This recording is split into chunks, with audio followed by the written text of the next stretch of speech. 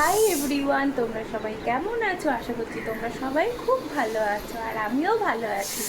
আজকে ফের আমি একটা ছোট্ট মিনি ব্লগ নিয়ে চলে এসেছি। তোমরা কিন্তু ব্লগটা পুরোটা দেখবে। দেখো, আমি একটা সুন্দর একটা জামদানি শাড়ি নিয়ে নিয়েছি, অপরূপ সুন্দর। তার সঙ্গে একটা গোল্ডেন জুয়েলারি। এটা আমাকে শাশুড়ি মা দিয়েছিল। আমি রেডি হয়ে গেছি। দেখো আমাকে কেমন লাগছে, আমাকে কমেন্ট করে জানিও।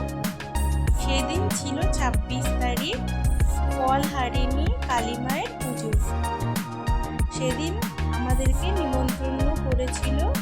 আমি, আমার শাশুড়ি মা ও দিদি ভাই মিলে আমরা নিমন্ত্রণ বাড়ির উদ্দেশ্যে রওনা দিয়েছিলাম। সেখানে পৌঁছে দেখি কি অপরূপ সৌন্দর্য, চারিদিকে লাইটিং, ছোট ছোট লাইট দিয়ে সাজানো হয়েছিল। বাড়িটাকে তো অস্বাভাবিক সুন্দরভাবে সাজানো হয়েছিল। ভিতরে গিয়ে দেখলাম কালী মায়ের অপরূপ সৌন্দর্য,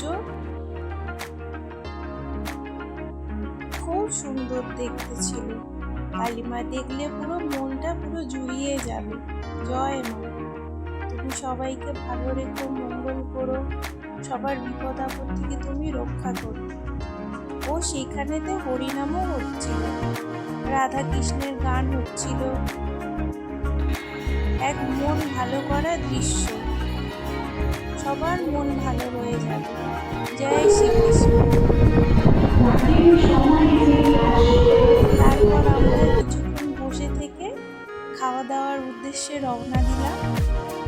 প্রচুর আয়োজন করা হয়েছিল, আমি তোমাদের সামনে তুলে ধরতে পারিনি, যেটুকু তুলে ধরেছি দেখো।